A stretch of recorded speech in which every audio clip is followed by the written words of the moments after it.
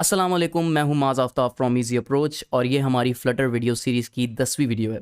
Last video के अंदर हम लोगों ने स्टेटफुल विजेट पढ़ा था, जो कि मैंने आपको बताया था कि हम इसलिए यूज़ करते हैं कि जब भी आपका विजेट जो है वो अपडेट हो सकता हो, जो कि मोस्ट ऑफ द केसेस ऐसे ही होता है, तो आप वहाँ पे स्टेटलेस विजेट नहीं यूज़ करते बल्कि स्टेटफुल विजेट यूज़ करते हैं। अब इस वीडियो के अंदर हम उसी स्टेटफुल विजेट के कॉन्सेप्ट को थोड़ा सा आगे लेके जाते हुए एक नया विजेट पढ़ेंगे, जो कि अभी तक हमने नहीं पढ़ा। तो वो विजेट जो कि हम अभी पढ़ने वाले हैं वो बड़ा अहम है, और आप कोई भी एप्लीकेशन जो आप यूज़ करते हो तो उस एप्लीकेशन में आप ज़रूर वो जो है कंपोनेंट या वो विजेट यूज़ करते हो। तो वो विजेट है टेक्स्ट फील्ड विजेट। अब टेक्स्ट फील्ड विजेट जो है वो आप इस तरह समझ सकते हैं, अगर आपने फेसबुक यूज़ करी हो, और मोस्ट ऑफ द पीपल जो है वो फेसबुक यूज़ करते हैं, तो इनफैक्ट कोई भी एप्लीकेशन अगर आप यूज़ करते हो, हम अभी फेसबुक की एग्जांपल लेते हैं, तो उस पर आपके पास ईमेल और पासवर्ड होता है जो कि आप यूज़र प्रोवाइड करता है। उसके बाद ऑपरेशन परफॉर्म होकर वो यूज़र को एक्सेस देता है फर्दर एप्लीकेशन के अंदर। तो जो फील्ड्स होती हैं जिसके अंदर यूज़र अपना ईमेल लिखता है, जिसके ज़रिए यूज़र अपना इनपुट देता है जो कि सिस्टम तक जाता है, तो वो फील्ड जो है वो टेक्स्ट फील्ड कहलाती है। अब हम इस वीडियो के अंदर जो है हम उस टेक्स्ट फील्ड को और स्टेटफुल विजेट को कंबाइन करके एक छोटी सी एप्लीकेशन बनाने वाले हैं। तो वो छोटी सी एप्लीकेशन ये है कि हम बेसिकली जो एप्लीकेशन बनाने वाले हैं वो ड्राइविंग लाइसेंस एलिजिबिलिटी चेकर है। होगा ये कि हम एक रूल बना लेते हैं कि अगर कोई बंदा जो है वो फ़र्ज़ करें हमारे सिस्टम में आया है और वो ड्राइविंग लाइसेंस के लिए अप्लाई करना चाहता है, तो हमें सबसे पहले उसकी एलिजिबिलिटी चेक करनी होगी, क्या वो अप्लाई कर सकता है या नहीं करता।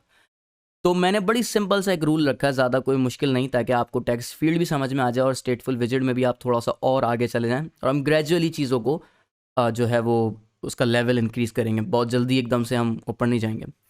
तो मैंने एक सिंपल सा रूल ये रखा है कि अगर कोई शख्स या कोई बंदा, उसकी एज अगर 18 प्लस है, तो हम उसको कह देंगे कि you are eligible for the driving licence.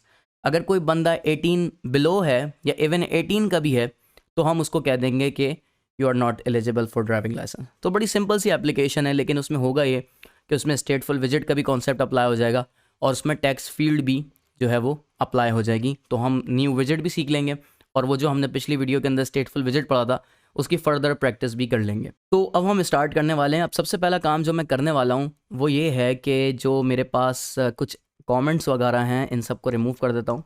Even though इसकी ज़रूरत नहीं है रिमूव करने की, लेकिन कोड थोड़ा सा साफ़ हो जाएगा। और जो मेरे पास माय होम पेज विजिट है, जो कि डिफ़ॉल्ट काउंटर एप्लीकेशन का विजिट है, उसको मैंने रिमूव कर देना है। और फिर मैं इसके अंदर सिर्फ एक सिंगल जो है वो हमारे पास स्क्रीन होगी। तो मैं क्या कर रहा हूँ कि लिब के अंदर एक फ़ोल्डर बना लेता हूँ स्क्रीन्स का, और उसके अंदर मैं एक स्क्रीन रख देता हूँ जो कि जिसका नाम मैं रख देता हूँ एलिजिबिलिटी चेकर, और उसके आगे हम स्क्रीन भी ऐड कर देते हैं। अब क्योंकि मैंने आपको बताया है कि हम जो है वो यूआई अपडेट करेंगे, क्योंकि डेफिनेटली जब हम शुरू में एप्लीकेशन दिखाएंगे उसने यूज़र ने इनपुट नहीं दिया होगा, तो मैं कुछ ऐसा करूँगा कि यहाँ पे मेरे पास ऊपर टेक्स्ट फील्ड आ जाएगी, नीचे मैसेज आ जाएगा कि please input your age for checking the eligibility, something like this. और सबसे नीचे हमारे पास बटन होगा कि जिस बटन पर प्रेस किया जाएगा तो वो इनपुट यूज़र से जो डाला होगा वो उसको गेट करेगा। उसके बाद एक प्रोसेस परफॉर्म करेगा, बेसिकली वो देखेगा कि एज जो दी है यूज़र ने वो 18 से ज़्यादा है या नहीं। उसके बाद जो नीचे जो टेक्स्ट लिखा होगा कि you are not eligible, you are check for the eligibility, उसको हम अपडेट कर देंगे आइदर यू आर एलिजिबल और यू आर नॉट एलिजिबल। तो ऑब्वियसली हमारी यूआई चेंज हो रही है, क्योंकि उसके अंदर जो टेक्स्ट है वो चेंज हो रहा है। तो इसलिए हम यहाँ पे स्टेटफुल विजिट यूज़ करेंगे। तो स्टेटफुल विजिट बनाने का जो तरीका है वो मैं आपको बता चुका हूँ। तो क्योंकि वो थोड़ा सा लंबा है, तो आसान तरीका ये है कि हमारे पास एंड्रॉयड स्टूडियो में थोड़ा सा शॉर्ट तरीका होता है, शॉर्टकट होता है। आप स्टेटलेस विजिट भी बना सकते हैं आप शॉर्ट तरीके से, और आप स्टेटफुल विजिट भी बना सकते हैं। उसके लिए आपने क्या करना है, अगर आपने स्टेटलेस विजिट बनाना है तो आपने STLESS लिखना है। तो आप थोड़ा सा ही लिखेंगे, उसके बाद आप इंटर मार दें तो आपके पास स्टेटलेस विजिट का पूरा टेम्पलेट आ जाएगा, सिर्फ आपने यहाँ पे नाम देना है। ये मैंने आपको बात इसलिए पहले नहीं बताई थी क्योंकि ऑब्वियसली मैं नहीं चाह रहा था कि आप शुरू से जो है वो शॉर्टकट्स पे जाएं। शुरू में हम कुछ कोड खुद लिखेंगे, जब हम थोड़ा सा उसमें अंदर कंफर्टेबल हो जाएंगे तो फिर हमें ज़रूरत नहीं होगी उसको बार बार रिपीट करने की, फिर हम जो है उसको ईजिली शॉर्टकट यूज़ करके बना सकते हैं। अब अगर मुझे स्टेटफुल विजिट यूज़ करना है तो मैंने STF इतना लिख दें या UL तक लिख दें, उसके बाद इंटर कर दें, तो आपके पास पूरा टेम्पलेट बन जाएगा स्टेटफुल विजिट का। तो मैंने सिर्फ क्या करना है, यहाँ पे नाम देना है, और देखें जैसे जैसे मैं नाम देता जा रहा हूँ तो उसकी स्टेट जो है वो स्टेट जो क्लास का नाम है वो भी अपडेट हो रहा है, और यहाँ पे जो स्टेट आनी चाहिए वो भी अपडेट हो रही है। तो ये एंड्रॉयड स्टूडियो का फीचर है। तो देखें मैंने यहाँ पे लिखा है एलिजिबिलिटी चेकर स्क्रीन, तो ये यहाँ पे भी आ गया, यहाँ पे भी आ गया। अब ये बता रहा है कुछ गलती है थोड़ी सी, तो एलिजिबिलिटी शायद यहाँ पे आ जाता हो, ठीक हो गया, अब ये सही हो गया। लेकिन यहाँ पे मेरे पास कुछ एरर्स आ रहे हैं। उसकी वजह ये है कि जब भी आपने विजिट यूज़ करने हैं या कुछ भी आपने यूज़ करना है फ्लटर के अंदर, तो आपने मटेरियल डॉट डार्ट ज़रूर इंपोर्ट करनी है। जब आप वो इंपोर्ट कर देंगे तो एरर आपके पास से चला जाएगा। अब जैसे कि मैंने बोला है कि जब भी आप स्क्रीन कोई भी बनाएंगे तो आपने स्कैफोल्ड यूज़ करना है। अब भले आप स्टेटफुल विजिट यूज़ करें और या आप स्टेटलेस यूज़ करें, लेकिन ऐप का जो स्ट्रक्चर है, जो स्क्रीन का स्ट्रक्चर है, वो तो सेम ही रहता है। तो हमने स्कैफोल्ड डिफ़ॉल्ट में या सबसे जो बेस विजिट होगा किसी भी स्क्रीन का, वो हमने स्कैफोल्ड यूज़ करना है। उसके बाद मैं ऐप बार भी यूज़ कर लेता हूँ ताकि थोड़ा सा ऐप को हम प्रैक्टिकल लुक दे दें। इसके अंदर लीडिंग डिफ़ाइन कर देते हैं, उसमें टैक्स में लिख लेते हैं eligibility driving licence eligibility checker. थोड़ा सा बड़ा नाम है हमारी एप्लीकेशन का। और उसके बाद मैं बॉडी जो है वो फ़िलहाल अभी मैं यहाँ पे रख देता हूँ, फ़िलहाल हम यहाँ पे एम्प्टी कंटेनर रख देते हैं। उसके बाद ऑब्वियसली हमने इसको चेंज करना है और एक पूरा प्रॉपर यूआई बनाना है। अब मैं क्या कर रहा हूँ कि जो स्क्रीन का नाम है वो मैं यहाँ पे पेस्ट कर देता हूँ, ताकि हमारी जो है ये एलिजिबिलिटी चेकर वाली जो स्क्रीन है यही डिफ़ॉल्ट एप्लीकेशन की स्क्रीन हो।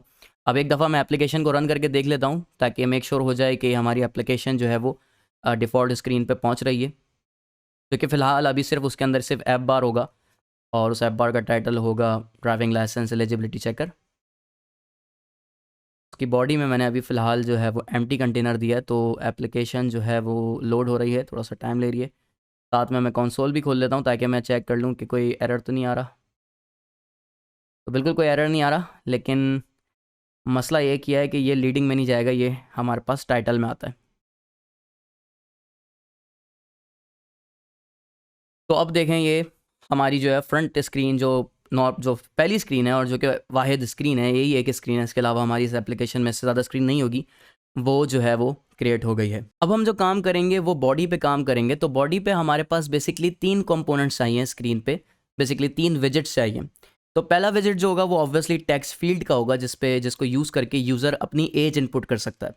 उसके बाद दूसरा जो हमारे पास विजिट होगा वो टेक्स्ट विजिट होगा, जो कि मैसेज शो करेगा कि यूज़र को, अगर उसने अभी तक इनपुट नहीं दिया होगा तो वो शो करेगा कि you haven't given any input, और अगर दे दिया होगा तो वो रिजल्ट बताएगा कि यू आर एलिजिबल और यू आर नॉट एलिजिबल। और तीसरा जो विजिट होगा वो हमारे पास बटन होगा।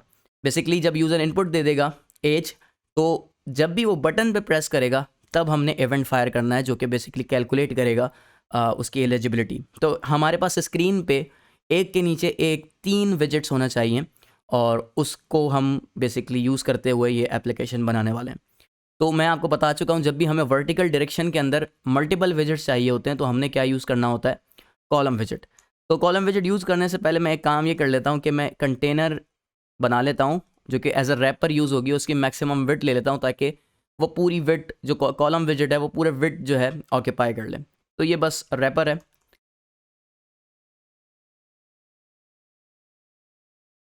तो ये मैंने कॉलम विजिट बना लिया है और मैं चाहता हूँ कि मेरा जो कंटेंट हो वो वर्टिकली सेंटर में हो। तो वर्टिकली सेंटर में, क्योंकि मेन एक्सिस कॉलम विजिट का मेन एक्सिस जो होता है वो वर्टिकल होता है, तो मुझे मेन एक्सिस अलाइनमेंट पे काम करना होगा। तो मैं main axis alignment dot centre कर लेता हूँ।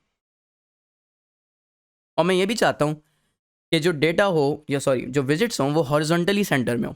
अब कॉलम विजिट के अंदर जब आप कॉलम विजिट बनाते हैं और उसके अंदर कोई भी एलिमेंट्स रखते हैं तो बाय डिफ़ॉल्ट, ये मैं पहले भी बता चुका हूँ, वो हॉरिजॉन्टली सेंटर में होते हैं। तो हमें हॉरिजॉन्टल सेंटर में लाने के लिए कुछ नहीं करना होगा, लेकिन वर्टिकल सेंटर में लाने के लिए हमें ज़रूर मेन एक्सिस अलाइनमेंट को सेट करना होगा सेंटर पे। तो ये हमारे पास main axis alignment centre set हो गई है, कॉलम विजिट भी बना लिया है। अब हम क्या कर रहे हैं, हम 3 विजिट्स बनाएंगे। तो सबसे पहले मैं क्या कर रहा हूँ, सबसे पहले काम ये कर लेते हैं हम कि हम टेक्स्ट फील्ड बना देते हैं। तो टेक्स्ट फील्ड बनाने का तरीका ये है कि आपने टेक्स्ट फील्ड लिखना है जो कि इस विजिट का नाम है। अब टेक्स्ट फील्ड में अगर मैं इसको ऐसे ही रिफ़्रेश कर दूं, कंट्रोल एस दबाया है मैंने,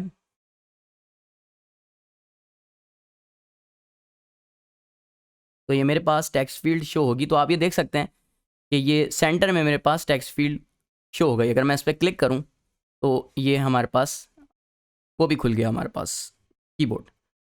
तो अब क्योंकि ये बड़ी बिल्कुल भी वाज़ेह नहीं हो रही कि ये टेक्स्ट फील्ड है या नहीं, तो इसको थोड़ा सा हम यूआई को बेहतर करने के लिए हम एक काम तो ये करते हैं कि कंटेनर के अराउंड हम थोड़ी सी पैडिंग दे देते हैं, ताकि ये जो विजेट्स हैं ये कॉर्नर से ना लगें बिल्कुल। तो उसके लिए ये है कि आप कंटेनर में आएँ, क्योंकि कंटेनर इसको पूरे कॉलम को होल्ड किया हुआ है, उसको रैप किया हुआ है। तो अगर आप कंटेनर पे पैडिंग अप्लाई करते हैं तो वो अल्टीमेटली वो अंदर का सारा कंटेंट को पैड कर देगा।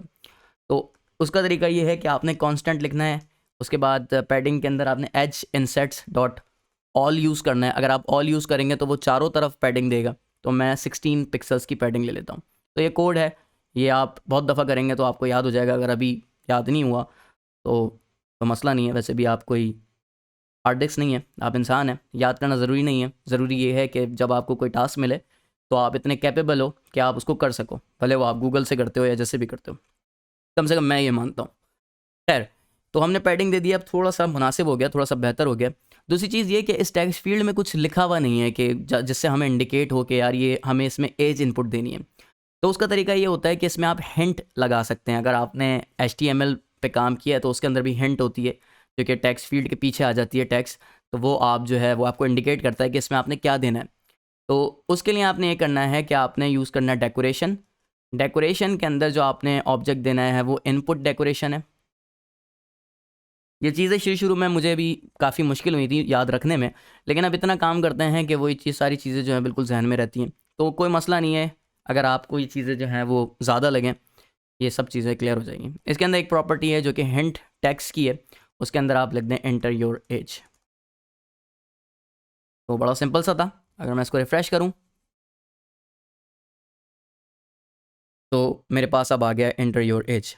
तो आप देख सकते हैं मैंने सिर्फ 2 लाइन्स लिखी हैं, कोई ज़्यादा लाइन्स नहीं लिखी, और मुझे वो चीज़ मिल गई है जो मुझे मिलना थी। तो ये तो हमारी टेक्स्ट फील्ड हो गई। इसके बाद हमारे पास जो दूसरी चीज़ जो चाहिए वो टेक्स्ट चाहिए, सिर्फ टेक्स्ट, जिसके अंदर हम मैसेज शो करेंगे कि यूज़र ने इनपुट दिया है या नहीं दिया, या जो भी सीन होगा। तो मैं एक टेक्स्ट बना लेता हूँ विजिट। उसके अंदर फ़िलहाल मैं फ़िक्स कर रहा हूँ, लेकिन उसको मुझे चेंज करना होगा। You have not given any input, ये मैंने अभी फ़िक्स किया है, लेकिन इसको मैंने देखना है। तो अब मैं इसको रिफ़्रेश करता हूँ। सॉरी, ये हमने यहाँ पे सेमीकोलन यूज़ नहीं करना, हमें कॉमा यूज़ करना है। तो जब मैंने यूआई जो है वो रिफ़्रेश करी, बेसिकली एप्लीकेशन रिफ़्रेश करी, तो ये इसके नीचे ही you have not given any input आ गया। तो मैं चाह रहा हूँ थोड़ा सा वर्टिकल स्पेस हो टेक्स्ट फील्ड और इस टेक्स्ट के दरमियान। तो उसके लिए हम क्या कर सकते हैं, मैं आपको बता चुका हूँ कि आप एक कंटेनर ले सकते हैं और सिर्फ उसकी आप हाइट डिफ़ाइन कर दें। बेसिकली एम्प्टी कंटेनर है, सिर्फ हमने उसकी हाइट डिफ़ाइन कर दी, तो ये वर्टिकल स्पेसिंग के लिए इस्तेमाल किया जा सकता है। तो इससे मैंने 16 पिक्सल्स का जो है वो स्पेस जो है वो एक्वायर कर लिया। उसके साथ साथ मैं चाह रहा हूँ टेक्स्ट थोड़ा सा प्रोमिनेंट हो, तो उसके लिए हम थोड़ी सी स्टाइलिंग कर देते हैं। तो टेक्स्ट स्टाइल इस विजिट का नाम है जो स्टाइलिंग के लिए यूज़ होता है। फिर इसके अंदर जो है साथ में फॉर्मेट भी कर देते हैं ताकि आपको अच्छा लगे, समझ में आए। और इसकी मेरे ख्याल से ज़रूरत नहीं है, तो हम इसको बंद ही कर देते हैं। अब इसके अंदर आपके पास प्रॉपर्टीज़ हैं बहुत सारी। तो एक है हमारे पास साइज़ की, मैं साइज़ थोड़ा सा इंक्रीज़ कर देता हूँ, ये 18 पिक्सल्स कर देता हूँ, तो थोड़ा सा शायद ये बड़ा हो जाए। ठीक हो गया। दूसरा मैं ये काम भी कर देता हूँ कि इसको बोल्ड कर देता हूँ। तो बोल्ड करने का तरीका ये, फॉन्ट वेट आपने करना है और फॉन्ट वेट डॉट बोल्ड।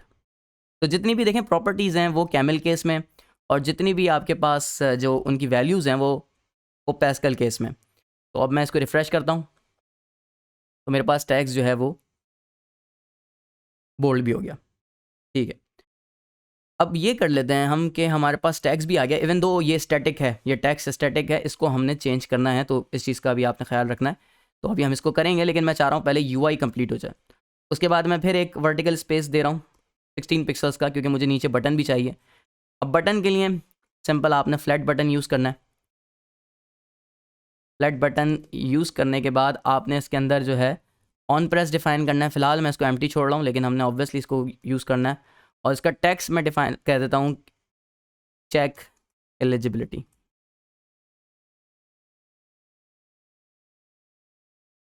ठीक है, इसको हम फॉर्मेट कर लेते हैं कोड को फॉर्मेट करने के लिए मैं दबा रहा हूँ। अगर आपके पास विंडोज़ है तो आप उसको एक दफ़ा देख लीजिएगा क्या करते हैं, लेकिन मैक के ऊपर मैं कमांड ऑप्शन और एल प्रेस कर रहा हूँ।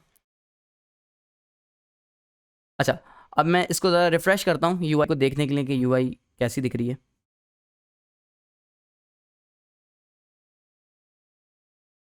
तो ये हमारे पास बटन भी आ गया, लेकिन ये बटन वाली फील दे नहीं रहा। उसकी वजह ये है कि इसमें कलर्स वगैरह नहीं है। तो मैं कलर भी दे देता हूँ, बैकग्राउंड कलर, बेसिकली उसको सिर्फ हम कलर कहते हैं, और कलर मैं दे देता हूँ ब्लू कलर का। उसके साथ साथ मैं टेक्स्ट कलर भी दे देता हूँ, क्योंकि ब्लू कलर पे ब्लैक टेक्स्ट अच्छा नहीं लगेगा, तो उसको मैं वाइट कर देता हूँ। तो कलर देने का सिंपल कलर्स डॉट ब्लू या कलर्स डॉट वाइट, जो भी आप देना चाहते हैं। तो ये हमारी यूआई तैयार हो गई है, इवन दो अभी इसके अंदर कुछ भी फंक्शनल नहीं है। अगर मैं बटन प्रेस करता हूँ कुछ भी नहीं होगा, अगर मैं इसके अंदर इनपुट देता हूँ कुछ भी नहीं होगा। तो अब हम देखते हैं कि किस तरीके से हम, सबसे पहले तो हम ये देखेंगे कि टेक्स्ट फील्ड से हम किस तरीके से डेटा यूज़र से लेके अपने पास स्टोर कर सकते हैं। क्योंकि अभी तक देखें हमने कहीं ऐसा कोड नहीं लिखा है कि जिसमें मुझे यूज़र का जो है वो गिवन डेटा गेट कर लूँगा। जिसमें मैं अगर फ़र्ज़ करें, मैं अगर इस पर टेक्स्ट फील्ड में अभी मैं 24 लिखता हूँ, तो अगर मैं इस 24 को अपने पास गेट करना चाहता हूँ, क्योंकि मुझे ऑब्वियसली इसके ऊपर कैलकुलेशन परफॉर्म करनी है, तो अभी तक मेरे पास कोई ऐसा कोड ही नहीं है, कोई ऐसा वेरिएबल नहीं है जिसके अंदर मैंने इसको स्टोर किया हो। तो अब देखते हैं कि सबसे पहले कि किसी भी टेक्स्ट फील्ड से हम डेटा जो यूज़र ने दिया उसको किस तरह से अपने पास होल्ड करते हैं, किस तरह से अपने पास स्टोर करते हैं, ताकि हम उसके ऊपर फर्दर कैलकुलेशन या ऑपरेशंस परफॉर्म कर सकें। अब टेक्स्ट फील्ड से इनपुट को गेट करने के हमारे पास एक से ज़्यादा तरीके हैं, लेकिन अभी हम जो तरीका डिस्कस करने वाले हैं वो सबसे सिंपल है, क्योंकि जैसे मैंने कहा कि हम चीज़ों को सिंपल से सिंपल रख के सीखेंगे और अल्टीमेटली हम एडवांस चीज़ों की तरफ भी जाएंगे। तो वो तरीका ये है कि सबसे पहले आपने काम ये करना है कि स्टेट के अंदर, ये बेसिकली ये वाली जो क्लास है हमारे पास जिसके अंदर हमने व्यू डिफाइन किया है स्टेटफुल विजिट का, ये हमारी स्टेट क्लास कहलाती है। इसके अंदर मैंने एक स्ट्रिंग जो है वो फील्ड बना लेनी है जो कि एज की होगी। आप उसका कोई भी नाम दे सकते हैं। अब मैंने इसको स्ट्रिंग इसलिए रखा है, हालांकि इसको इंटीजर होना चाहिए था क्योंकि जो यूज़र इनपुट देगा वो नंबर्स में देगा, लेकिन इसको स्ट्रिंग इसलिए रखा है कि जब भी टेक्स्ट फील्ड से हम कोई भी इनपुट लेते हैं यूज़र से, तो वो हमेशा जो है वो स्ट्रिंग फॉर्म में आता है। इवन कि वो आप नंबर इनपुट लें या आप कैरेक्टर इनपुट लें, कुछ भी इनपुट लें, वो स्ट्रिंग फॉर्म में आता है। तो आप बाद में उसको कन्वर्ट कर सकते हैं इंटीजर में, लेकिन बाय डिफ़ॉल्ट वो स्ट्रिंग में होता है। तो इसलिए मैंने यहाँ पे स्ट्रिंग वेरिएबल ले लिया जो कि एज का है और इनिशियली उसके अंदर कुछ भी नहीं है। अब मैं करने ये वाला हूँ कि इस टेक्स्ट फील्ड के अंदर एक कॉल बैक होता है जो कि है ऑन चेंज, और ये कॉल बैक हर उस दफ़ा कॉल होता है कि जब भी इस टेक्स्ट फील्ड में यूज़र कोई नई जो है वो चेंजिंग करता है। जैसे कि अभी ये 24 लिखा हुआ है, मैंने 24 के आगे एक 6 भी लगा दिया, तो ये वाला जो ऑन चेंज है ये कॉल होगा। तो इससे हमें क्या हो जाता है कि लेटेस्ट वैल्यू पता चल जाती है, और इस ब्रैकेट के अंदर हमें न्यू वैल्यू मिल जाती है जो भी इस टेक्स्ट फील्ड में दी होती है। तो अल्टीमेटली कि जब भी इस टेक्स्ट फील्ड के अंदर कोई भी चेंज आएगा डेटा का, तो वो आपको यहाँ न्यू वैल्यू के अंदर मिल जाएगा। अब हम क्या कर सकते हैं कि इस न्यू वैल्यू को एज के अंदर स्टोर कर सकते हैं, जैसा कि हमने किया था पहले भी। अब आपके पास जो है वो जो डेटा है यूज़र का गिवन, वो तो आपके पास एज के अंदर स्टोर हो गया। अब देखें, आपको याद होगा कि जब मैंने लास्ट टाइम वैल्यू अपडेट की थी इस तरीके से, जब काउंटर हमने प्लस प्लस किया था तो हमने सेट स्टेट यूज़ किया था। उसकी वजह ये थी कि हमने यूआई पे चेंज को रिफ्लेक्ट करना था। लेकिन अभी जो है इस केस के अंदर आपने यहाँ पे सेट स्टेट करना ज़रूरी नहीं है। उसकी वजह ये है कि जो न्यू वैल्यू एज में अगर कोई वैल्यू आ रही है, इसका मतलब ये नहीं है कि आपने उसको जो है इवेंट फायर करना है। इवेंट जो फायर होगा जिसके ऊपर यूआई चेंज होगी वो चेक एलिजिबिलिटी पे होगा। तो सिर्फ इनपुट जो आ रहा है यूज़र के पास से जो कि न्यू वैल्यू के अंदर स्टोर हो रहा है, उसको आप एज में ऐसे ही डाल सकते हैं, कोई मसला नहीं है। लेकिन फिर भी हम इसको आसान रखने के लिए, जो कि हम स्टैंडर्ड फॉलो करने वाले हैं थ्रू आउट दी ऐप, जब भी हम कोई भी डेटा अपडेट करेंगे तो हम उसको रख लेते हैं कि सेट स्टेट के अंदर, ताकि आपको कन्फ्यूजन ना हो। लेकिन अगर आप खुद भी ये चेक करें, अगर आप यहाँ से हटा देंगे तो हम जो पूरा करना चाह रहे हैं मकसद वो पूरा होगा, क्योंकि हमें जो यूआई को अपडेट करना है वो इस चेक एलिजिबिलिटी के बटन पे प्रेस करने पे करना है। तो उस सूरत में जो है हमने असल मायनों में सेट स्टेट यूज़ करना है। खैर, अब दूसरा काम मैं ये कर रहा हूँ, क्योंकि मेरे पास अब एज के अंदर यूज़र की गिवन एज स्टोर हो गई है। दूसरा काम मैं ये कर रहा हूँ कि जो मैंने यहाँ पे इसको फिक्स किया हुआ है, you have not given any input, इसको भी मैं एक स्टेट वेरिएबल के अंदर कर देता हूँ और मैं इसका नाम रख देता हूँ मैसेज, या हम इसको रिजल्ट भी कह सकते हैं, रिजल्ट ज़्यादा बेहतर रहेगा। और रिजल्ट के अंदर मैं यही यू हैव नॉट गिवन क्योंकि इनिशियली यूज़र ने नहीं दिया होगा कोई भी इनपुट, तो इसलिए इनिशियली मैं इसको you have not given any as कर देता हूँ। और बजाय इसके कि हम यहाँ पे ये स्टैटिक चीज़ प्रिंट करें, हम यहाँ पे रेफरेंस दे देते हैं मैसेज का या रिजल्ट का। और क्योंकि मैं स्ट्रिंग के अंदर ही इसको प्रिंट करा रहा हूँ, तो मैंने यहाँ पे बेसिकली स्ट्रिंग के अंदर ही इसको यूज़ कर रहा हूँ, एक स्ट्रिंग को, तो मैंने डॉलर का साइन यूज़ किया। तो ये आपके पास रिजल्ट भी आ गया। अब हमने बेसिकली करना ये है, जो एप्लीकेशन के अंदर जो पार्ट यूआई का अपडेट हो रहा है, वो सिर्फ और सिर्फ ये रिजल्ट की जो मैसेज है सिर्फ वो अपडेट हो रहा है। तो उसूली तौर पे, बुनियादी तौर पे बेसिकली मैंने 3 सिनोनिम्स कह दिए, ठीक है। खैर, हमने करना ये है कि सिर्फ और सिर्फ जो अपडेट करना है सेट स्टेट के अंदर, वो इस मैसेज को करना है आफ्टर परफॉर्मिंग सम ऑपरेशन। और वो ऑपरेशन क्या होगा कि हमने एज, यूज़र की जो एज के अंदर स्टोर है उसको कंपेयर करना है 18 से। अगर वो छोटा है या बड़ा है, उस बुनियाद पे हमने मैसेज को अपडेट करना है। तो बेसिकली क्योंकि मैसेज के अपडेट होने पे यूआई को अपडेट होना है, तो वो हमने काम ऑन प्रेस के अंदर ही करना है, सेट स्टेट वाला। आप इसको गेट रेड कर सकते हैं, इसको हटा सकते हैं, लेकिन वही वाली बात, बेस्ट प्रैक्टिस ये है, क्योंकि हम शुरू से ही जो है वो इस चीज़ को समझते आ रहे हैं कि स्टेट को जब भी चेंज करना है आपने तो सेट स्टेट यूज़ करना है। इसलिए मैं आपको प्रेफर करूँगा ये यूज़ करें, लेकिन फिर मैं कह रहा हूँ कि आपने एक दफ़ा ज़रूर चेक करना है इसको हटा के। खैर, अब हमने क्या करना है, ऑन प्रेस के अंदर सबसे पहले मैंने चेक करना है कि जो यूज़र ने एज दी है वो 18 से बड़ी है या नहीं, क्योंकि 18 से बड़ी एज वाले ही जो हैं वो एलिजिबल होंगे ड्राइविंग लाइसेंस के लिए। तो सबसे पहले मैंने क्या करना है कि जो एज यूज़र ने दी है उसको मैंने इंटीजर में कन्वर्ट करना है, क्योंकि मेरे पास जो अभी एज है वो स्ट्रिंग में, तो मैं कर लेता हूँ एज इन इंटीजर। और जो हमारे पास एज स्टोर है जो कि स्ट्रिंग फॉर्म में, उसको इंटीजर में करने का तरीका क्या होता है मैं खुद भी भूल गया। तो मेरे ख्याल से वो ये होता है कि इंटीजर डॉट इंट डॉट, नहीं, तो बेसिकली है इंट डॉट पार्स। और इसके अंदर हम जो है वो जो यूज़र ने एज दी है, जो कि हमारी एज के अंदर स्टोर है, उसको हमने सेव कर लेना है। अब हमने सिंपल ये चेक करना है क्या जो एज यूज़र ने दी है, एज इन इंटीजर, वो 18 से अबव है या नहीं है। तो उसका सिंपल सा तरीका ये है कि आपको पता ही होगा कि इफ़ एल्स हम किस तरह से इस्तेमाल करते हैं। तो मैंने इफ़ के अंदर कंडीशन रख दी कि अगर एज जो है इंटीजर वाली वो 18 अबव है, तो उस सूरत में ड्राइविंग लाइसेंस के लिए वो एलिजिबल होगा, इसमें नहीं होगा। तो मैं यहाँ पे क्या कर लेता हूँ, जो हमारे पास रिज़ल्ट है उसको अपडेट कर लेते हैं। अब देखें, क्योंकि रिज़ल्ट पे है हमारी यूआई अपडेट होगी, तो इसलिए इसको आपने ज़रूर सेट स्टेट के अंदर रखना है, भले आप इसको ना रखें। अब यहाँ पे सेट स्टेट के अंदर मैं क्या कर सकता हूँ, result equals to you are eligible for driving licence. और अगर वो 18 से जो है वो अबव नहीं है, यानी वो 18 या 18 से कम है, तो उस केस में you are not eligible for driving licence.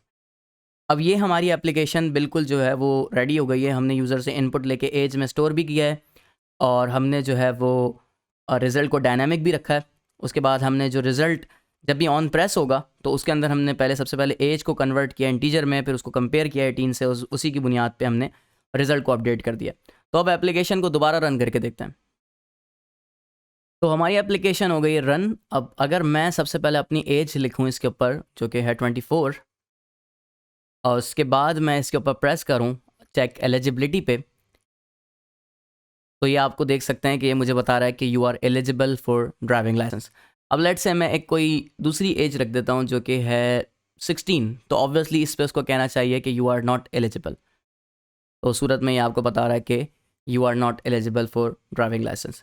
तो ये चीज़ जो है वो छोटी सी हमने एप्लीकेशन बनाई है स्टेटफुल विजिट, और बेसिकली टेक्स्ट फील्ड को यूज़ करते हुए, और इसके अंदर हमने देखा है कि टेक्स्ट फील्ड में हम डेटा किस तरह से यूज़र से लेते हैं। तो ये एप्लीकेशन हमारी पहली एप्लीकेशन है जो कि हमने खुद से बनाई है, और जिसके अंदर एक कंप्लीट एप्लीकेशन वाली फील है, क्योंकि इसके अंदर हमने जो है वो प्रोसेसिंग भी की है, कैलकुलेशन भी की है, यूआई भी अपडेट हो रही है, डायनामिक यूआई है, और हम यूज़र से जो है वो इनपुट भी ले रहे हैं। तो इस वीडियो में इतना ही है। आपने इस चीज़ को आपने प्रैक्टिस ज़रूर करना है, और ये चीज़ ऐसी है शायद आपको छोटी लगे, लेकिन अभी क्योंकि हम इनिशियल लेवल पे हैं, तो ये चीज़ बहुत बड़ी चीज़ है फ़िलहाल जिस लेवल पे अभी हम खड़े हैं। तो इसको आपने प्रैक्टिस करनी है। ये सारा कोड जो है मैं पूरी रिपॉजिटरी जो है वो गिटहब पे डाल रहा हूँ, तो आपको मैं गिटहब की जो है लिंक जो है वो डिस्क्रिप्शन में दे दूंगा ताकि आप देख भी सकें। और अगर आपको कोई भी चीज़ समझ में नहीं आई है तो आपने थोड़ा सा वेट करना है और आपने प्रैक्टिस करते रहना है, क्योंकि शुरू में यही होता है कि आपने अपने आप को डाइजेस्ट करना होता है वो चीज़ों को जो आप पढ़ रहे होते हो, फिर अल्टीमेटली हल्के हल्के आपको चीज़ें समझ में आना शुरू हो जाती हैं। तो अगर आपको फिर भी कोई चीज़ समझ में नहीं आए, आपने कमेंट करना है, कमेंट करके आप बताना है और फिर हम उस चीज़ को और आसानी से समझने की कोशिश करेंगे। तो इस वीडियो के लिए इतना ही है। आपने चैनल ज़रूर सब्सक्राइब करना है अगर अभी तक नहीं किया, और उनके साथ भी वीडियो शेयर करनी है कि जो कि फ्लटर सीखना चाहते हैं। तो आप लोगों के देखने का शुक्रिया।